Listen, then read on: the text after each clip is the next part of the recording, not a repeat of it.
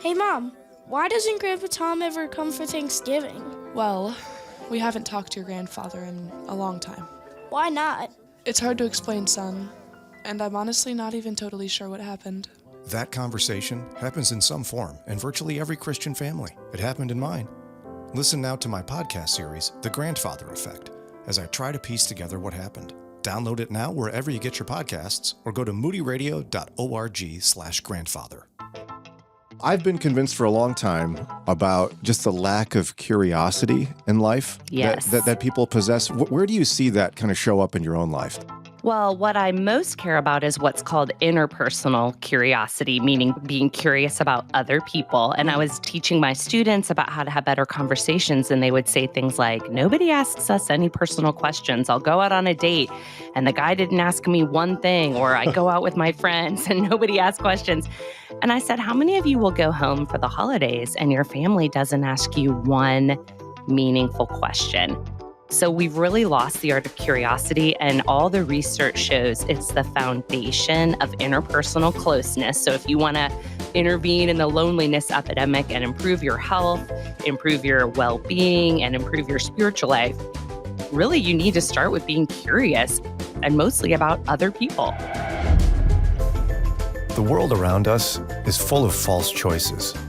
That temptation to be us versus them, for or against, in or out.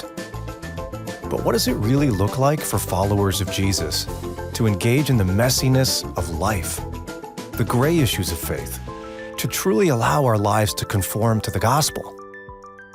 Join us as we try to figure it out. We are the Brian and Jannelle Podcast.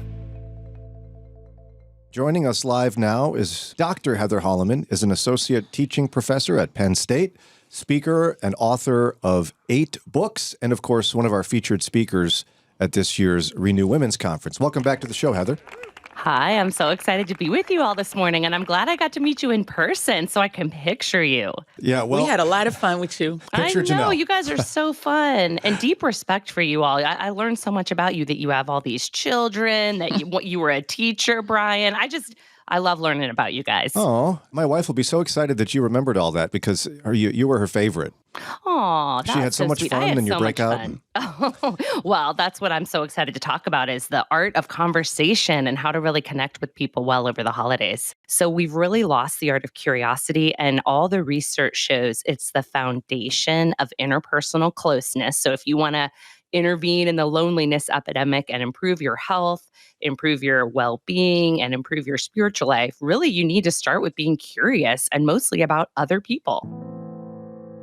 You know, you mentioned loneliness, and it's an epidemic now. People are yearning and craving for more connection. So what do you think the lack of curiosity, what is that rooted in, especially in people who want to be connected? Well, there are several reasons why people are kind of failing in this area and not able to develop it as really one of the best skills you can have in life.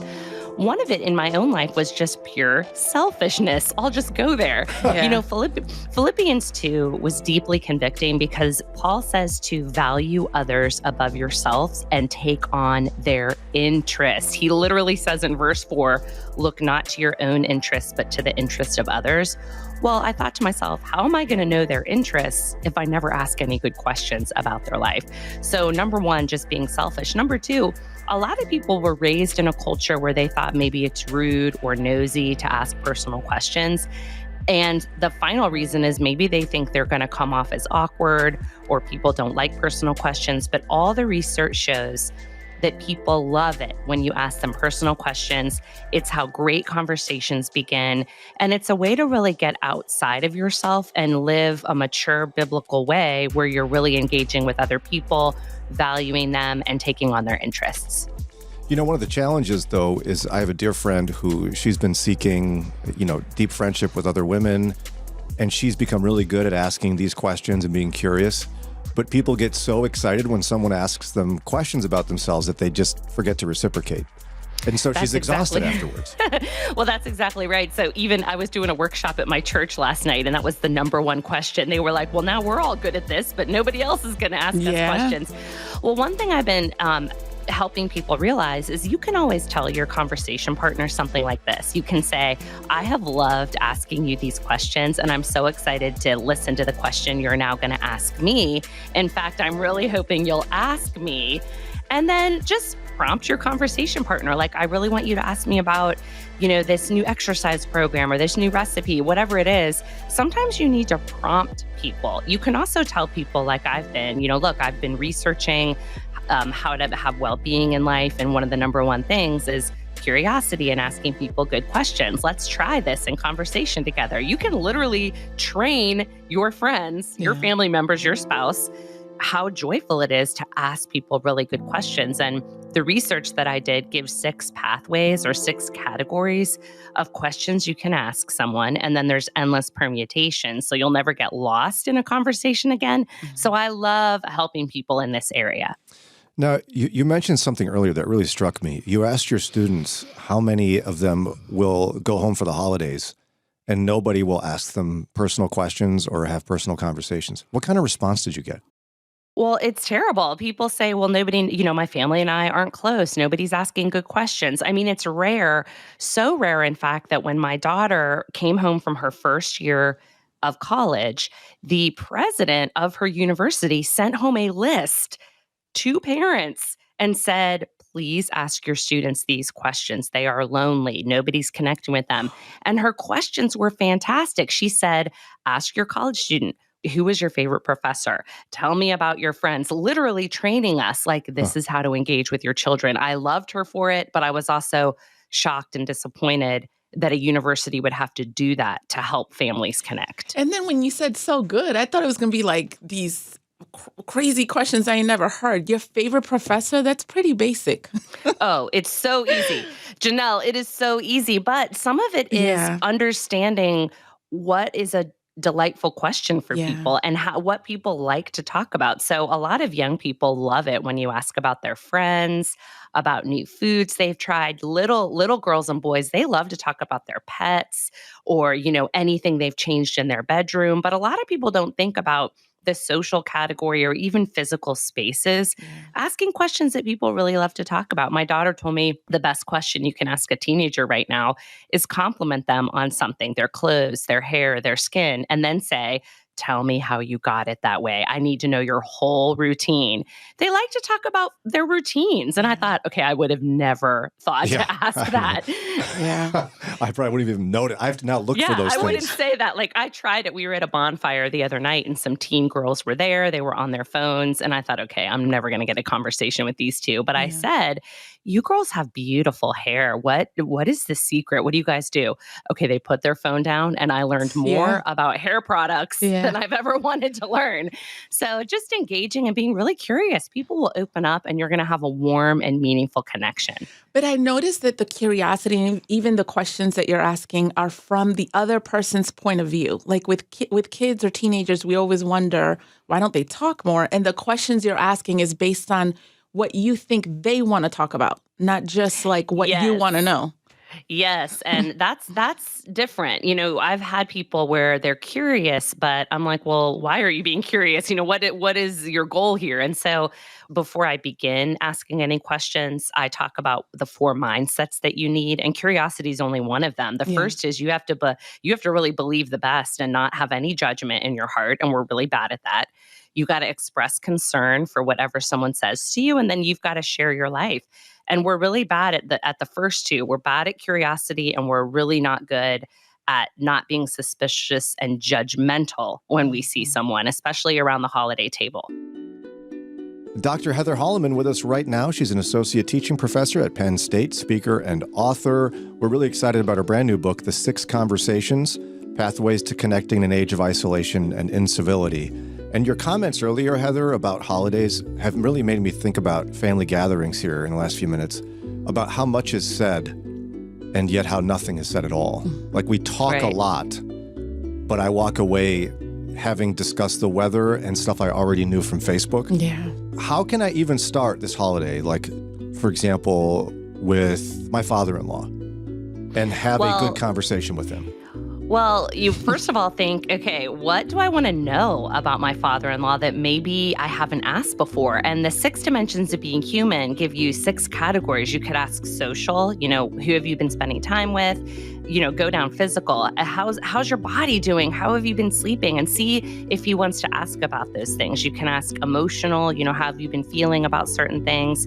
Cognitive, hey, I don't know if you call him dad or what you call him, but you could say, what have you been thinking about lately? That often gets a rich conversation when you stay in the cognitive category. People like the volitional category, which is about human decision making. You can say, hey, what are your upcoming decisions, or what was kind of the hardest decision you had to make this year? We've had rich conversations with people when you ask about the volitional. One thing my husband and I are thinking about is we have a lot of conflict and different political opinions in our family, and even saying like, hey, we know we don't all agree on these issues, but what can we agree on? We're all followers of Jesus, and I really want to know, what's the coolest thing God did in your life this year? Or did you guys see an answer to prayer? So start with figuring out the category that people want to talk in. And then I talk about the 3 fresh goals. You're always thinking, how can I encourage this person? How can I help the people who I'm talking to in their own personal growth goals? And then how can I lead us to a state of awe or marveling? All the research shows that if you do those things in conversation, you're going to have a close, warm connection that's going to be satisfying to both of you. And people say it's really a foundation for a happy life. Like the number one determining factor of a happier life is your warm connections. So that's my best advice, but just keep asking questions, share your own life, and eventually you'll get to a situation where you're encouraging, you're helping people grow, and you're talking about things that lead to worship. And when you brought up in-law, Brian, I just thought about a lot of our listeners kind of thinking, man, that's awkward after 20 years of being married. I mean, how would you not look suspicious? Like, what you trying to do, boy, asking me all these questions? So how do you get over, especially if you've been in a relationship for a long time, just the awkwardness with this challenge with the holidays about being curious and really digging deep if you've never done it before? Well, one thing you can do is just be really honest. Say, look, I've been terrible at having good conversations, and I want to have a warmer connection with you guys, and I'm really curious. I want to learn this. So number 1, be honest. Mm-hmm. Number 2, even if people seem like put off or it's awkward, all the research shows that they love personal questions. Mm-hmm. People love it when you just say, even things like, when Paul says to take on their interest, just say, I want to know what your major stressors have been, or what thought is keeping you up at night. And if they say, whoa, that's deep, I didn't want to go there. Yeah. You could just say, well, I'm trying to change my life in this area and I want to connect with you guys. And it makes people happier. One thing I care about is the health reports on the effect of chronic loneliness in the body. Yeah. People have higher cholesterol, worse immune systems, their cortisol levels are high. Their bodies are literally breaking down because of a lack of social connection. How often do you encounter people who are just super resistant to any of this? We all have that fear, right? That there's Uncle Jimmy. He's a wall. You're not going to get through. Well, one thing is you don't have to have a warm connection with everyone, but I say keep trying. There are people that I would say are more reclusive, more reserved, and they maybe don't know that they desire or need warm connection. So with Uncle Jimmy, I might even say, I've tried for a long time to ask you questions that make you want to talk. And so I just want to know, what question do you wish people will ask you? Like I've had students where I cannot get a word. They will not talk. They will literally not say a word to me. And I asked a student that. I said, if you had to have a conversation with me, what would you want me to ask you? And after a long pause, he said, well, I really do like it when people ask me about Pokemon. I was like, okay, I would have never guessed that. I was like, the card game, the video game. We had a conversation for about a half hour about his love for that game. So a lot of it is just asking the right question. What do people want to talk about? I'm sure Uncle Jimmy has something he wants to talk about. and it's probably about him. So if I think about him first, it'll make it easier. Yeah. Great stuff. Again, Dr. Heather Holleman is an associate teaching professor at Penn State. She's a speaker. She's an author. I really think this book could be a great resource for you this holiday season. As you heard, she takes the fastballs and the curveballs on conversation. It's called The 6 Conversations, Pathways to Connecting in an Age of Isolation. and incivility. Heather, how can folks learn more about the book and get their hands on it? Well, you can always go to the Moody Publisher website, but I also have an author website. It's just heatherholleman.com. You can find the books there. I also have a lot of free resources. If you click on the image of the book, I've got a free excerpt of the first couple chapters. There's a free PDF of my 100 favorite questions to ask people. My favorite being, what is your favorite way to procrastinate? People love that question. Yeah. And so you can download those questions, and you, Brian and Jannelle, you're free to grab those and put them on your website. If you post the link to this interview, they can find it.